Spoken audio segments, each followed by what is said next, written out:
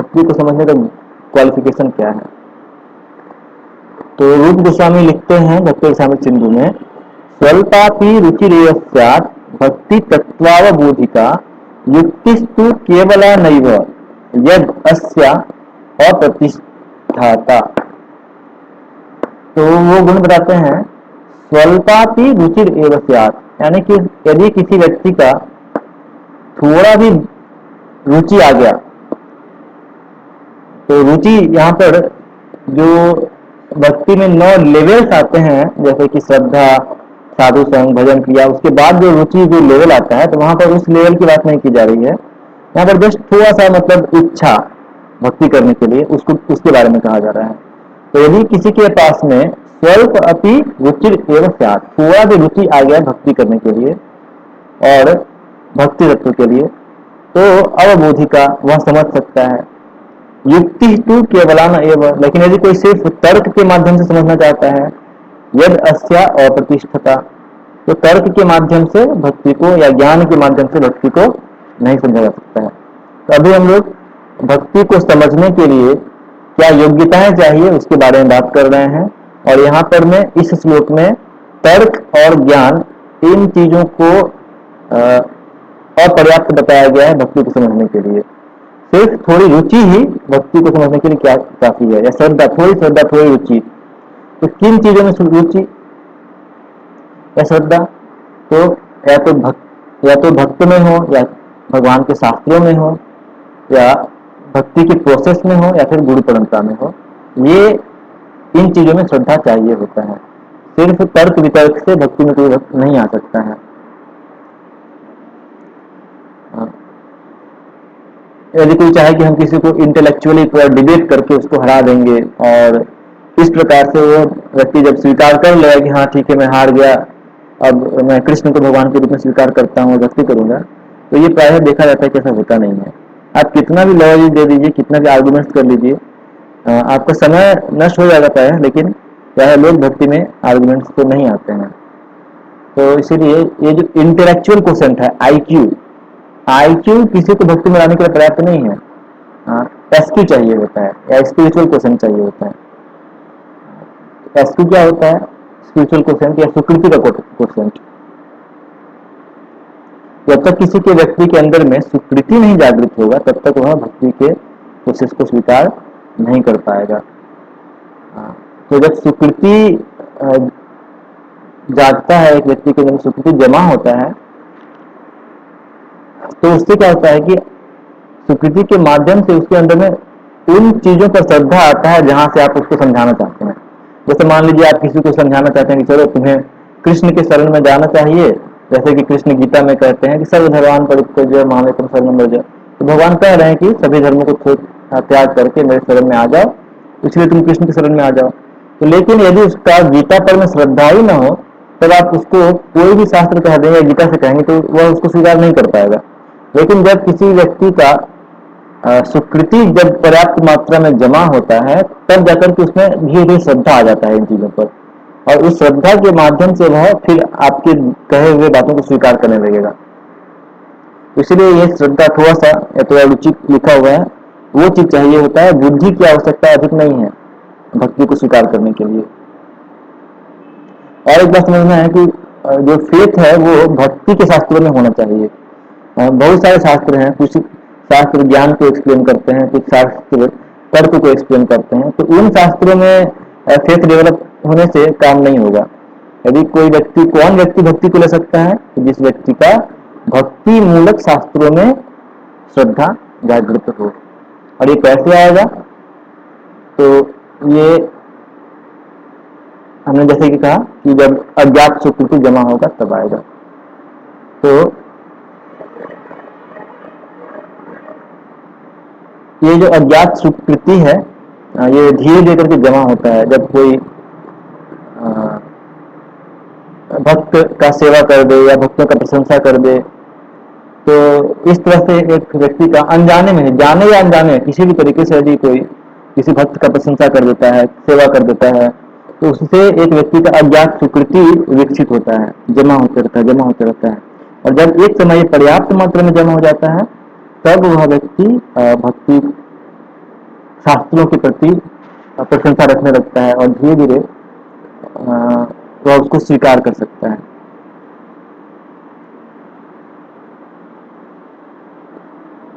स्वीकृति जो उत्पन्न होता है तो उसके लिए जरूरी नहीं है कि वह भगवान कृष्ण के आध्यात्मिक गुणों का प्रशंसा रखे या फिर भक्तों के आध्यात्मिक गुणों का प्रशंसा रखे।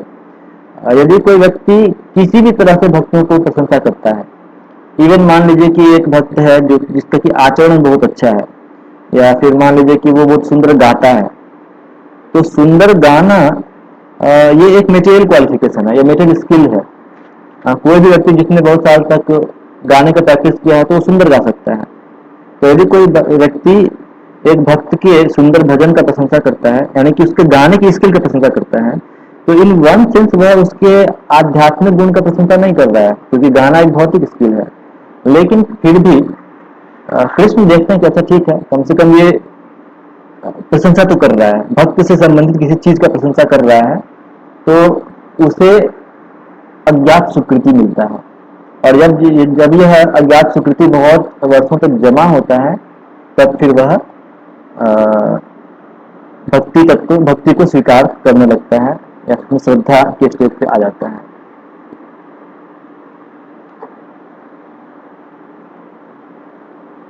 तो इन समरी हमने ये डिस्कस किया कि भक्ति को समझने के लिए लॉजिक यानी कि और युक्ति जो है वो बहुत शुष्क हो जाता है, वो पर्याप्त नहीं है। हाँ, देखिए लॉजिक को यूज किया जा सकता है भक्ति को समझने के लिए, लेकिन साथ में भक्ति भी रहना चाहिए, थोड़ा सा श्रद्धा रहना चाहिए। यदि श्रद्धा एलिमेंट नहीं रहेगा तो सिर्फ लॉजिक या सिर्फ तर्क कार्य नहीं कर पाएगा। तो ये भक्ति को समझने के लिए योग्यता है। तो यदि कोई पूछे कि अच्छा ये भक्ति क्यों भक्ति पर्याप्त नहीं है, ये क्यों तर्क पर्याप्त नहीं है भक्ति को समझने के लिए, इसका कारण बताया गया है कि इस दुनिया में बहुत से लोग हैं और अलग अलग लोगों का अलग अलग लेवल का बुद्धि है। तो कभी कभी हो सकता है कि एक व्यक्ति का तर्क करने का क्षमता बहुत अधिक हो, तो वह व्यक्ति दूसरे व्यक्ति को हरा सकता है। तो इस तरह से आप देखेंगे कि तर्क के माध्यम से कोई भी सिद्धांत को गलत साबित किया जा सकता है। आप कुछ भी कहिएगा उसको गलत साबित कर दिया जा सकता है। इसलिए वेदांत सूत्र में कहा भी गया है तर्को अप्रतिष्ठाना, तर्क के माध्यम से सत्य की प्रतिष्ठा नहीं की जा सकती है। और चैतन्य महाप्रभु ने स्वयं भी इस चीज को दिखाया था। जैसे कि वो क्या करते थे, तो वो जब वो छोटे थे तो बालक के रूप में वो एक बहुत महान तार्किक का प्रदर्शन किया अपने आप को। तो उन्होंने वो प्रायः अनेक लोगों को तर्क के लिए आमंत्रित करते थे और प्रायः वो सबको हरा देते थे। कोई भी व्यक्ति उनसे, कोई भी विद्वान उनसे तर्क करने के लिए आते थे तो वो सबको हरा देते थे। और कभी कभी तो वो ऐसा करते थे कि वो मुकुंद को बुलाते थे और उनके सामने में कोई एक पार्टिकुलर कोई एक शब्द या एक वाक्य कहते थे और फिर मुकुंद को कहते थे कि चलो अब तुम इस वाक्य को खंडन करो। तो मुकुंद कहते थे कि नहीं नहीं, ये जो वाक्य परफेक्ट है, इसका खंडन नहीं किया सकता है। चैतन्य महाप्रभु उस वाक्य को खंडन करके दिखा देते थे। अब फिर खंडन करने के बाद में चैतन्य महाप्रभु बोल रहे थे ठीक है, अब मैंने जो तर्क दिया है उसका खंडन करो। तो मुकुंद बोलता है कि नहीं नहीं, आपने जो तर्क दिए है वो तो परफेक्ट है, उसका तो खंडन नहीं किया सकता है। तो फिर निमाय उन तर्कों का खंडन करते थे और इस प्रकार से कहते थे कि मेरा ओरिजिनल वाक्य सही है। और इसे करते करते वो बार बार ये कार्य करते थे, मतलब एक ही स्टेटमेंट के वाक्य को एक बार गलत साबित करना, दूसरी बार सही साबित करना, तीसरी बार गलत साबित करना, चौथी बार सही साबित करना। ऐसे करके तर्क के माध्यम से चीजों को बहुत तोड़ा मरोड़ा जा सकता है और इस प्रकार से लेकिन कभी भी सत्य की स्थापना नहीं की जा सकती है। तो तर्को अप्रतिष्ठात, इसलिए सिर्फ तर्क काफी नहीं है, साथ में भक्ति भी रहना चाहिए। सिर्फ तर्क के माध्यम से आप नहीं समझा सकते हैं किसी को कि कैसे प्रसाद जो है वो साधारण भोजन से अलग होता है। जब तक थोड़ा सा श्रद्धा नहीं रहेगा तब तक उस चीज को समझ नहीं पाएगा। वैसे उसको समझ में नहीं आया कि मूर्ति में और पत्थर में क्या अंतर होता है। तो थोड़ा श्रद्धा एक व्यक्ति में आवश्यक है भक्ति को समझने के लिए। लेकिन जिन लोगों का पुण्य बहुत कम होता है, ये स्वीकृति जब हम बोलते हैं ना महाप्रसादे गोविंदे नाम ब्राह्मण विष्णु सत्य पुण्यावतम राजन विश्वास में जाए थे, तो यहाँ पर जो जिस पुण्य की बात की जा रही है वो वास्तव में स्वीकृति है। एक मेटेरियल पुण्य होता है। तो मेटेरियल पुण्य सिर्फ हमें भौतिक जीवन में अच्छा रिजल्ट देता है, लेकिन यहाँ पर जिस पुण्य की बात की जा रही है, विश्वासो न ले जाए थे, तो वो पुण्य सुकृति वाला पुण्य है, यानी कि आध्यात्मिक पुण्य है।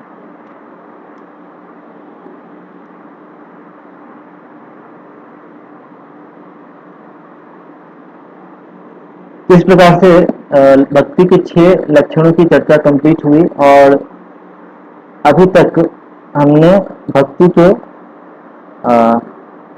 प्रथम जो तरंग था वो अभी समाप्त हो गया।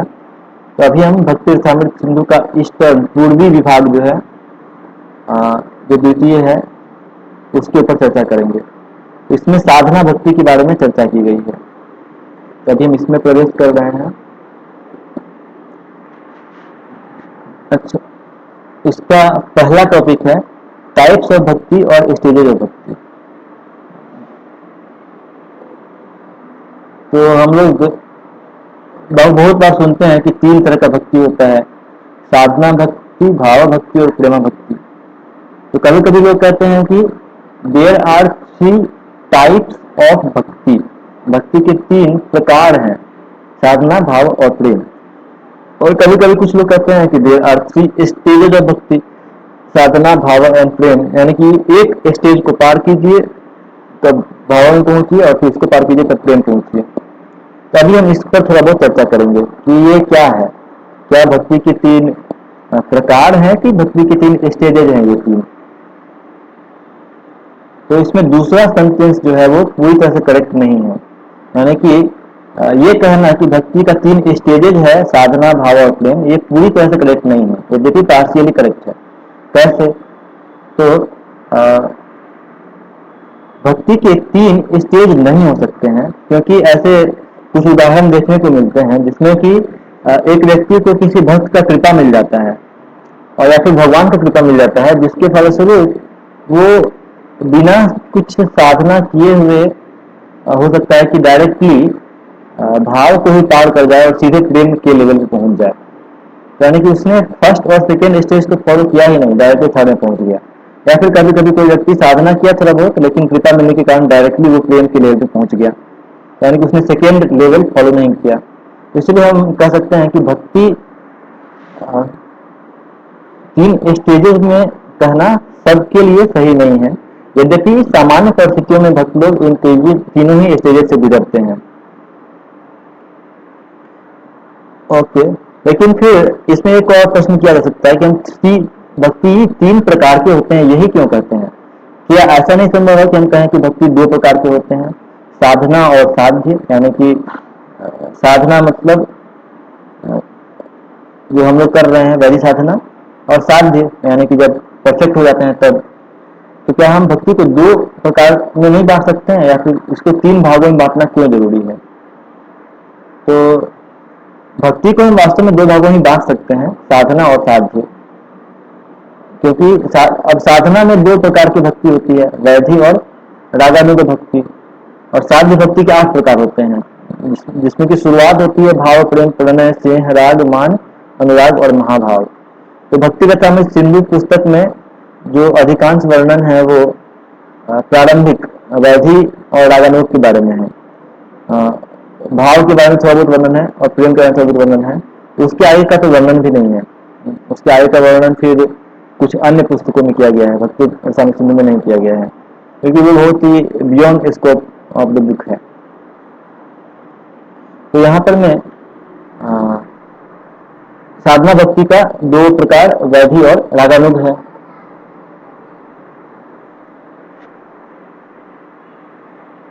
लेकिन क्लैरिटी के लिए भाव को भी अलग से रखा जाता है। साधना और साध्य ये 2 मेन है, लेकिन भाव को भी अलग से रखा जाता है और 3 प्रकार का बना लिया जाता है। तो भाव को क्यों रखा जाता है? क्योंकि साधना में और भाव में कुछ अंतर है, और साथ ही भाव और प्रेम इन दोनों में भी कुछ अंतर है। तभी हम देखेंगे कि साधना भक्ति और भाव भक्ति में क्या अंतर है, और भाव भक्ति और प्रेम भक्ति में क्या अंतर है। क्यों हम लोग भाव को प्रेम के साथ में क्लब करके एक ही कैटेगरी नहीं कर सकते हैं? तो इसका कारण है कि भाव भक्ति के लेवल पे एक भक्त के हृदय में थोड़ा बहुत अशुद्धता रह जाता है। कुछ बहुत गंभीर अपराध के कारण हो सकता है कि उसके हृदय में कुछ अशुद्धताएं बच जाएं। जैसे कि कहा गया श्लोक में, उत्पन्न रतयः सम्यम नैर्विघ्नम अनुपागताः कृष्ण साक्षात् कृतौ योग्याः साधकाः परिकीर्तिताः। जो लोग साधक हैं, साधकाः परिकीर्तिताः, उत्पन्न रतयः, उनका कृष्ण के प्रति रति तो उत्पन्न हो गया है।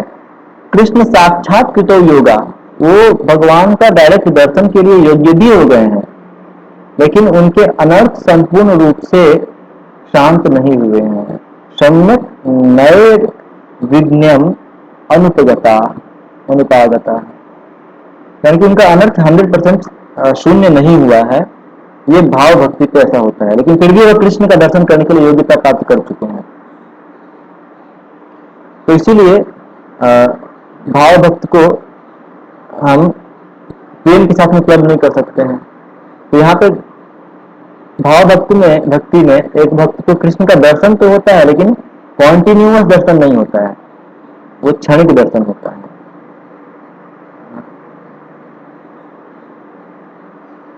अब भाव को हम लोग प्रेम के साथ में क्लब क्यों नहीं कर सकते हैं? तो उसका एक और कारण है। क्या है? अविज्ञाताखिल क्लेशा सदा कृष्णाश्रित क्रिया सिद्धा स्युः संतत प्रेम सौख्यास्वाद परायणा। अविज्ञात अखिल क्लेशा, वो सभी प्रकार के क्लेशों से ऊपर उठ चुके हैं। सदा कृष्ण आश्रित क्रिया, और हमेशा कृष्ण का आश्रय लेकर के सभी प्रकार के भक्ति के कार्य करते हैं। और संतत प्रेम सौख्य आस्वाद्य, और हमेशा लगातार वो प्रेम का सुख का आस्वादन करते हैं। तो ये लोग सिद्धा है, ये लोग सिद्ध भक्त हैं, यानी कि ये लोग प्रेमी भक्त हैं। तो इस लेवल पर में, लेकिन भाव के भक्ति में लेवल में क्या होता है कि रस पूरी तरह से प्रकट नहीं होता है।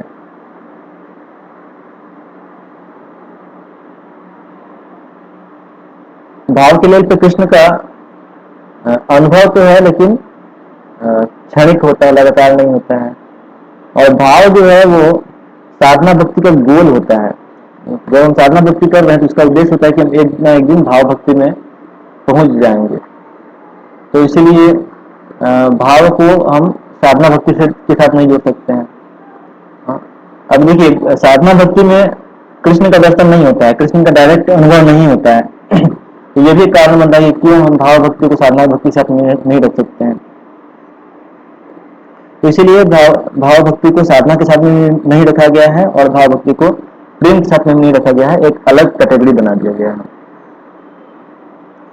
तो ये था कि भाव भक्ति यानी कि भक्ति के 3 प्रकार क्यों रखे गए हैं।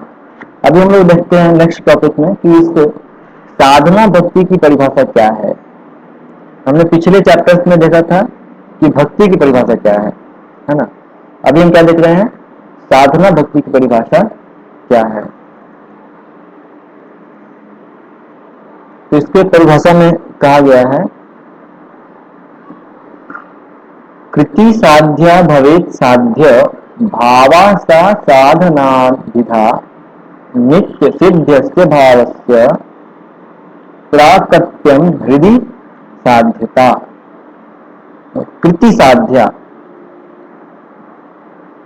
कृति साध्या अर्थात इंद्रियों के कार्य जो हैं वो साध्य भावा भवेत, वही एक व्यक्ति को भाव के स्तर तक लेके जाते हैं, और इसको कहते हैं साधना भक्ति।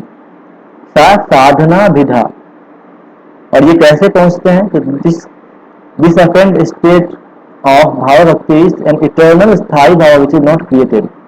ये नित्य सिद्ध से भावस्य, ये एक नित्य भाव होता है। यानी कि साधना भक्ति, ये जो भाव भक्ति है, ये नित्य रूप से जीवात्मा के हृदय में रहता है। ये क्या होता है? तो सिर्फ हृदय पाकट्यम, ये हृदय में प्रकट हो जाता है। तो यानी कि भाव भक्ति जीवात्मा के साथ में हमेशा ही है, लेकिन वो भक्ति करने से प्रकट हो जाता है। तो अभी एक प्रश्न पूछा जा सकता है कि क्या साधना भक्ति भाव भक्ति को उत्पन्न करता है क्या? तो इसके बारे में कहा गया है कि भाव जो है वो उत्पन्न नहीं करता है, वो भाव एक जीव के हृदय में हमेशा ही रहता है, लेकिन साधना भक्ति जो हम लोग कर रहे हैं वह भाव भक्ति को हृदय में प्रकट होने में सहायता करता है। जो अभी ढक चुका है उसको पुनः प्रकट करने के लिए सहायता करता है।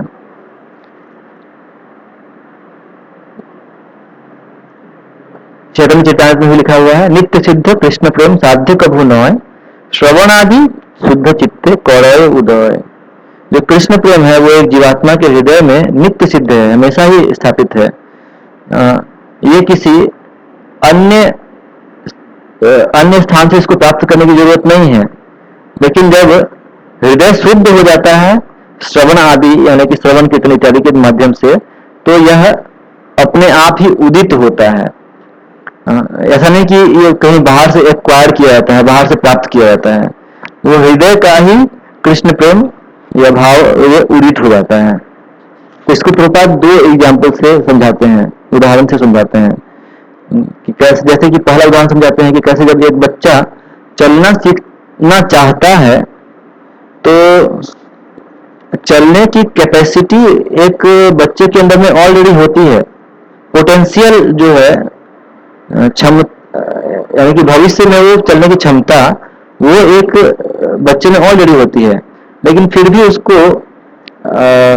थोड़ा बहुत प्रैक्टिस करना पड़ता है। जैसे कि कभी कभी शुरू शुरू में बच्चे दीवार का सहारा लेकर के चलते हैं, तो ये थोड़ा बहुत प्रैक्टिस करना पड़ता है, और जब वो प्रैक्टिस लंबे समय तक करते हैं तो धीरे धीरे वो चलने भी लगते हैं। तो ऐसा नहीं है कि इस प्रैक्टिस करने के कारण उनमें चलने की क्षमता उत्पन्न हो गई है। वास्तव में एक मनुष्य में चलने की क्षमता शुरू से ही रहती है, उसको बस थोड़ा प्रैक्टिस के माध्यम से जगाना पड़ता है। एक दूसरा उदाहरण जिला प्रभुपाद देते हैं कि मान लीजिए कि एक बड़ा सा तिजोरी किसी के पास में है, लेकिन उसकी चाबी खो चुकी है। तो जब तक चाबी नहीं रहेगी तब तक वह तिजोरी रहते हुए भी, खजाना रहते हुए भी उसको यूज नहीं कर सकता है। लेकिन यदि तिजोरी की चाबी मिल जाए तब फिर वह उस खजाने को व्यवहार कर सकता है। तो वैसे ही जो साधन भक्ति होती है वो उस चाबी के समान है जिसके माध्यम से जो प्रेम है वह उदित हो जाता है। तो ये प्रेम को उत्पन्न नहीं करता है। ऐसा नहीं कि साधना भक्ति ने प्रेम को हृदय में उत्पन्न किया है, उसने बस प्रेम को उजागर करने के लिए सहायता किया है, जो पहले से ही हृदय में रहता है।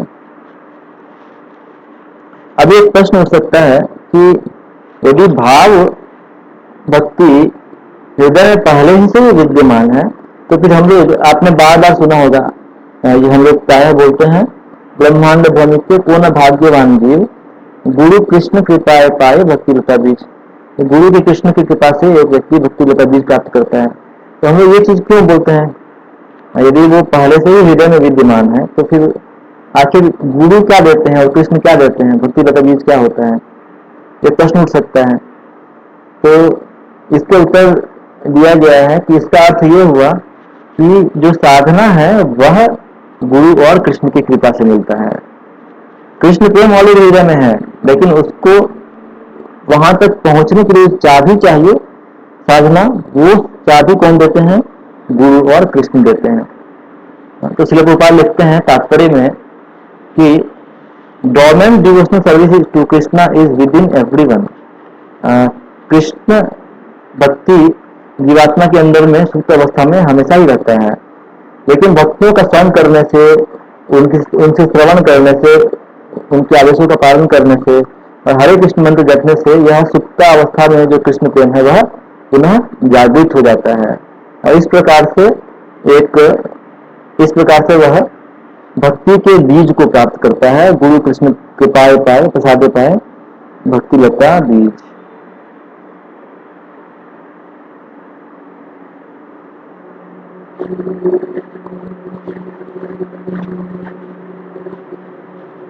तो साधन भक्ति का परिभाषा क्या है? अपने इंद्रियों को नवधा भक्ति में लगाना भाव भक्ति को प्राप्त करने के लिए, ये साधन भक्ति का परिभाषा है। अभी ये साधन भक्ति की परिभाषा थी। अब साधन भक्ति का भी दो डिवीजन किया गया है। साधन भक्ति दो प्रकार का होता है, वैधि रागानुगा चेति सा विधा साधना विधा। वैधि और रागानुग, ये दो प्रकार की साधना भक्ति होती है।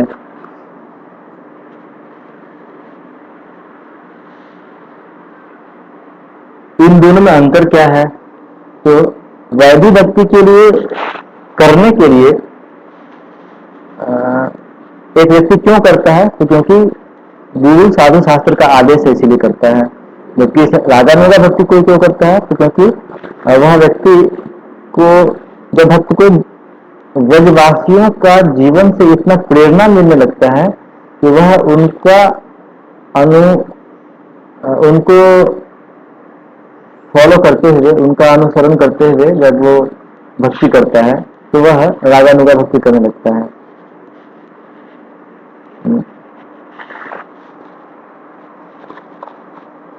उसके अंदर में कृष्ण को प्राप्त करने की उत्कंठा बहुत बढ़ जाती है और इसीलिए वह अपने आप को व्रजवासियों के जीवन शैली के समान मोड़ लेता है।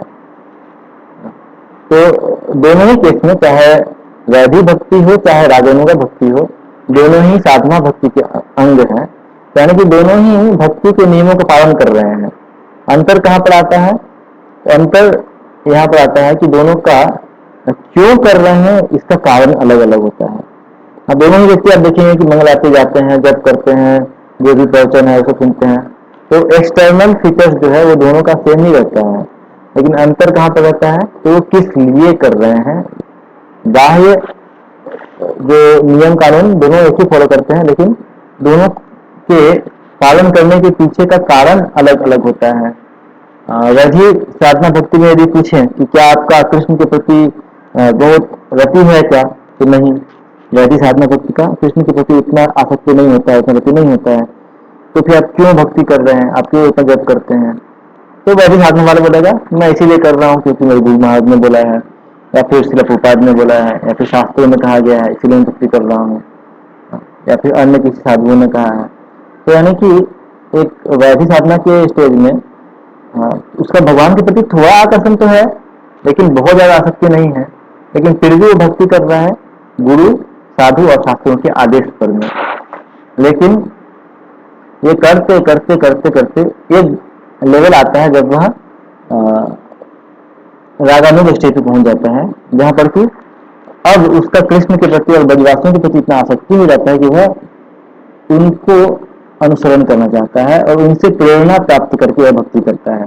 अब उसको गुरु को, अब उसे एक बाह्य दबाव नहीं चाहिए भक्ति करने के लिए कि गुरु जी कहेंगे रोज की तब वह कार्य करो तभी करेगा। नहीं, उसका स्वयं ही कृष्ण ब्रजवासियों के प्रति एक आकर्षण जाग जाता है और वह उनको स्वयं ही फॉलो करने लगता है।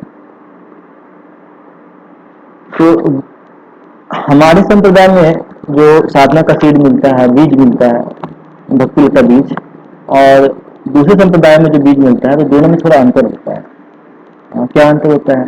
तो जो दूसरे संप्रदाय में जो साधना भक्ति का बीज मिलता है वह श्रद्धा से और आदर से शुरू होता है। ऑ एंड रेवरेंस, श्रद्धा और आदर से शुरू होता है, और जब धीरे धीरे वो आगे बढ़ता है तो उसका अंतिम परिणाम भी वही होता है, वह श्रद्धा और आदर में ही पूर्ण होता है और अंत में वह वैकुंठ तक पहुंचता है। तो ये अन्य गुरु परंपरा में ऐसा होता है। लेकिन हमारा परंपरा में क्या होता है? तो हमारे परंपरा में भी शुरुआत जो होती है वह भगवान के प्रति श्रद्धा और आदर से ही होती है। लेकिन धीरे धीरे धीरे करके जब एक भक्त भक्ति में आगे बढ़ता है तो उसका श्रद्धा और आदर वह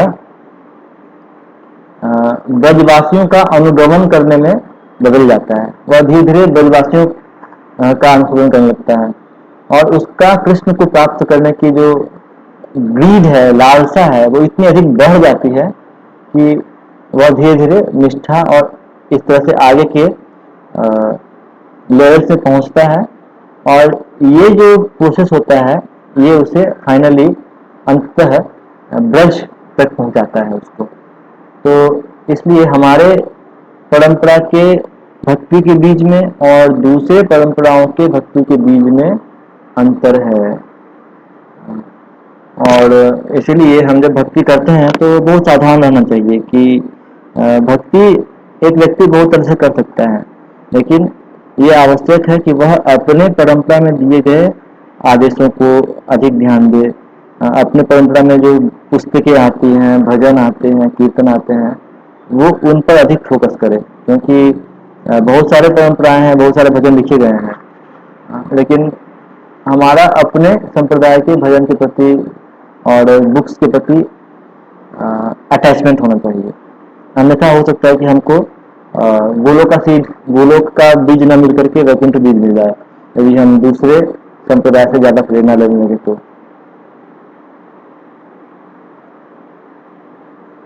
यदि हम सिंपली हमें जो प्रोसेस मिला है जो भक्ति का, उसको फॉलो करते रहेंगे तो एक दिन धीरे धीरे क्रमशः वैधि से रागानुग के स्टेज तक पहुंच जाएंगे।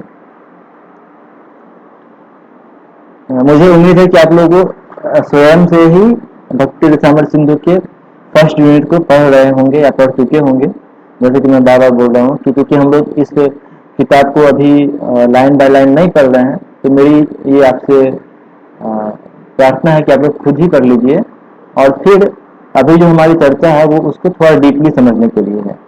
ये चीजें श्रील प्रभुपाद ने भक्ति रसामृत सिंधु में लिखी हैं, और उसको एक अलग एंगल से थोड़ा डीपली समझने के लिए हम इसको यहाँ पर चर्चा कर रहे हैं। तो अभी हम आते हैं वैधि साधना भक्ति के परिभाषा पर पुनः। इसका एक परिभाषा यहाँ पे लिखा गया है,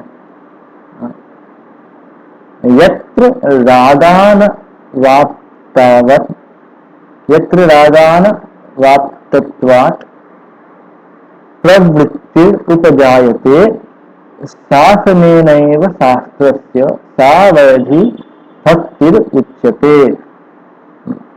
यत्र प्रवृत्तिर् उपजायते, यहाँ पर प्रवृत्ति है, भक्ति के कार्यकलाप तो हैं राग अनवाप्तत्वात्, लेकिन राग नहीं है, भगवान के प्रति बहुत ज्यादा आसक्ति रुचि बहुत ज्यादा नहीं है, थोड़ा बहुत है, बहुत ज्यादा नहीं है, लेकिन फिर भी वो भक्ति कर रहा है।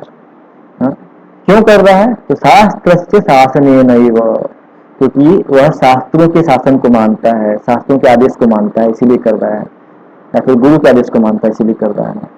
तो सात वैधि भक्ति उच्यते, तो इस प्रकार की भक्ति को वैधि भक्ति कहते हैं। तो वह वेदवासियों को फॉलो करने की बहुत तीव्र लालसा तो नहीं है, लेकिन फिर भी वह भक्ति कर रहा है।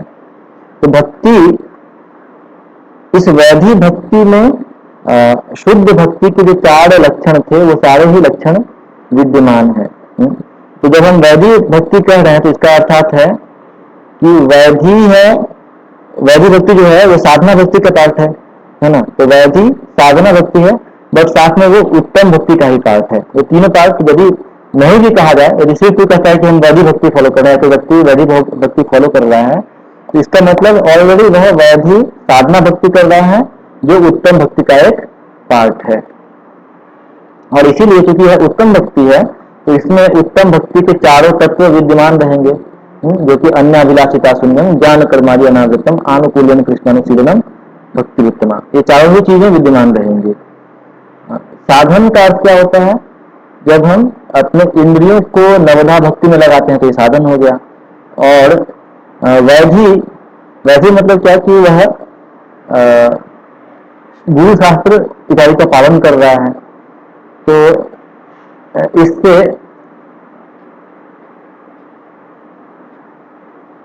आनुकूल्य में कृष्णानुशीलन हो गया, कृष्ण अनुशीलन कर रहा है। और भक्ति का अर्थ हो गया कि वह अन्य अभिलाषिता शून्य भी है और ज्ञान कर्मादि अनावृत भी है। तो इस प्रकार से जब हम वैधि भक्ति कहते हैं तो हम समझना चाहिए कि वैधि भक्ति का अर्थ हो गया वैधि साधना शुद्ध भक्ति। अब हम एक अन्य प्रमाण देखते हैं, जैसे ये राग के बारे में बताया गया है चैतन्य चेतामृत में मध्य लीला में। अभी तक हम वैधि के बारे में देख रहे थे, अब हम राग मार्ग के बारे में देखते हैं। वहां लिखा हुआ है इष्ट स्वारस की राग परमाविष्ट तथा भवेत् तन्मयी सा तन्मयी या भवेत् भक्ति सात्र रागात्मिकोदिता। जब व्यक्ति कृष्ण के प्रति आसक्ति को प्राप्त कर लेता है और अपने प्राकृतिक रुचि के अनुसार उन्हें प्रेम करता है और भगवान के भावनाओं में पूरी जैसे डूब जाता है, तो उसका भगवान के प्रति दिव्य आसक्ति प्रकट हो जाता है, तो उसको कहते हैं रागात्मिका भक्ति।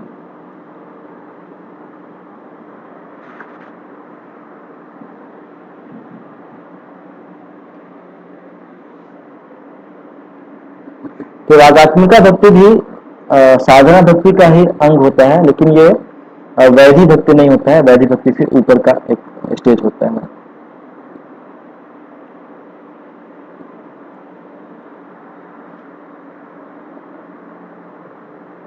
वैधि भक्ति की परिभाषा का प्रमाण क्या है? तो एक प्रमाण लिखा गया है पद्म पुराण से, स्मर्तव्य सततम विष्णु विस्मर्तव्यो न जातुचित सर्व विधि निषेधास्तु एतयोर एव किंकरः।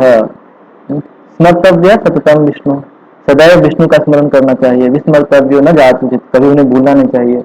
यही सर्व विधि निषेधा, सभी विधि और निषेधों का यही सार है। यहाँ पर देखिए क्या कहा जा रहा है, वन शुड डू दिस, ये करना चाहिए और ये नहीं करना चाहिए। यानी कि विधि और निषेध ये क्या हो गया, ये आदेश हो गया। विधि निषेध शास्त्रों का आदेश हो गया, और वैधि भक्ति क्या होता है, आदेश का पालन। तो इसलिए ये एक प्रमाण हो गया वैधि भक्ति का।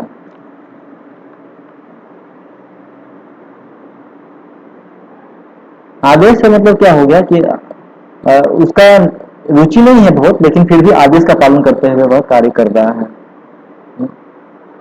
अब यहाँ पे एक चीज देखिए इस श्लोक में, आप लोग जो पीडीएफ देख रहे हैं ना, मैंने जो पीडीएफ भेजा है उसको देख रहे हैं ना, क्योंकि मैं उसी से पढ़ रहा हूँ, बोल रहा हूँ। हाँ हाँ, तो इस श्लोक में आप देखेंगे स्मर्तव्य सततम विष्णु लिखा है कि विष्णु का सतत स्मरण करना चाहिए। तो अब ये एक बहुत हाई स्टेज होता है, क्योंकि सतत स्मरण तो सबके लिए संभव नहीं है। विशेष रूप से वैधि साधना के लेवल पे कोई विष्णु का सतत स्मरण नहीं कर सकता है। यदि सतत का मतलब हमेशा होगा तो ये चीज एक वैधि साधक के लिए संभव नहीं है।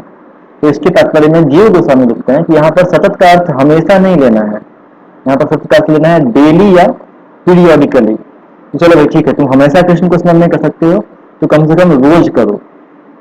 हमेशा यानी कि 24 आवर्स, लेकिन रोज मतलब क्या हो गया, तो ठीक है कम से कम रोज सुबह में मंगल आरती कर लो, रोज सुबह में एक क्लास सुन लो, रोज सुबह में कुछ जप कर लो। तो इससे क्या हो गया कि जो साधना भक्ति है वो कॉन्टिन्यूस नहीं है, लेकिन पीरियोडिकल है, डेली है। तो इससे भी सततम का कंडीशन पूरा हो जाएगा।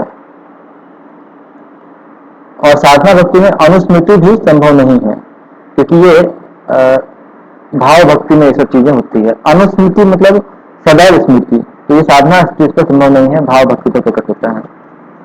स्मर्तव्य सततम विष्णु विस्मर्तव्य न जातुचित सर्व विधि निषेधासु एतयोरेव किंकरः। जितने भी निषेध या विधि कानून बनाए जाते हैं इसी उद्देश्य को प्राप्त करने के लिए बनाए जाते हैं। अब यदि कोई व्यक्ति इस वैधि साधना भक्ति का पालन करता है तो उसका परिणाम क्या होता है, तो वो लिखा हुआ है एवं क्रिया योग पथैः पुमान वैदिक तांत्रिकैः अर्चन उभयतः सिद्धिं मत्तो विन्दन्ति अभीप्सितम्। यदि कोई मेरे भक्ति को करता है एवं क्रिया योग पथैः, इस योग को फॉलो करता है, भक्ति को करता है वैदिक तांत्रिक, या तो वेदों से या फिर तंत्रों से, जैसे भी हो, अर्चन उभयतः सिद्धि मत्तो विन्दन्ति अभीप्सितम्, वह अपने अभीप्सित सिद्धि को प्राप्त करता है। वो जिस उद्देश्य को सिद्धि को प्राप्त करना चाह रहा था उस सिद्धि को प्राप्त कर लेता है, इस जीवन में भी और अगले जीवन में भी। तो यहाँ पर आप ध्यान देंगे कि यहाँ पर अर्चन शब्द लिखा हुआ है, यानी कि विशेषतः भक्ति में हाँ, अ, अर्चन नामक जो अंग होता है उसके बारे में बताया जा रहा है तीसरे लाइन में। तो यानी कि क्या एक व्यक्ति सिर्फ अर्चन करने से अपने अभीप्सित फल को प्राप्त करता है, ये बताया जा रहा है क्या यहाँ पे? तो इसका उत्तर दिया गया कि नहीं, यहाँ पर अर्चन लिखा गया है, लेकिन अर्चन लिखने का तात्पर्य अर्चन भक्ति के अन्य 8 अंग को भी यहाँ पर रिप्रेजेंट कर रहा है। कभी कभी इस तरह से रहता है कि सबका नाम एक एक करके ना लिख करके उसमें से किसी एक का नाम लिख दिया जाता है, ताकि ये समझ लिया जाए कि ठीक है ये करोगे तो तुमको बाकी रिजल्ट भी मिल जाएगा, बाकी को फॉलो करने से सेम रिजल्ट मिलेगा। तो एक उदाहरण से बताया गया कि मान लीजिए कि कभी कोई टेम्पल ने बहुत अच्छा परफॉर्म किया, मान लीजिए कि दिल्ली टेम्पल ने किसी साल बुक डिस्ट्रीब्यूशन में बहुत अच्छा परफॉर्म किया, तो दिल्ली टेम्पल से हो सकता है कि एक भक्त को बुलाया जाएगा और उनको अवार्ड दिया जाएगा अच्छे बुक डिस्ट्रीब्यूशन के लिए। तो लेकिन वो अवार्ड सिर्फ उन भक्त के लिए नहीं था, वो पूरे टेम्पल के लिए था। तो ठीक उसी प्रकार से भक्ति के किसी एक अंग का नाम लिखा हुआ है कि ये करने से अभीप्सित सिद्धि प्राप्त हो जाती है, तो इसका अर्थ हो गया कि आप भक्ति के किसी भी अंग को करेंगे तो आपको अभीप्सित सिद्धि प्राप्त हो जाएगी। और ये सिद्धि, अभीप्सित सिद्धि जो बताया जा रहा है कि प्राप्त होगी, तो उसमें से जो हाईएस्ट सिद्धि जो प्राप्त होती है वो क्या होता है? तो वो होता है, अगले में बताया गया है, रिजल्ट ऑफ वैधि साधना भक्ति सुरर से विहिता शास्त्रे हरिम उद्दिश्य जाक्रिया सर्व भक्तिर इति प्रोक्ता तया भक्ति परा भवेत। हे देवर्षि,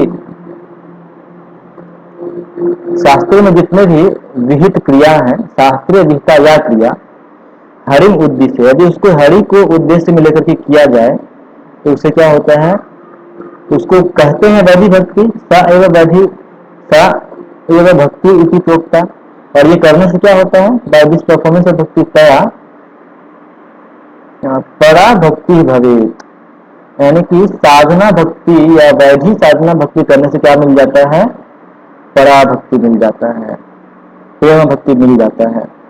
तो ये रिजल्ट है, हाईएस्ट रिजल्ट जो कि हमको वैधि साधना भक्ति से करने से मिल सकता है वो क्या है? प्रेम भक्ति। ये पंचरात्र में लिखा हुआ है।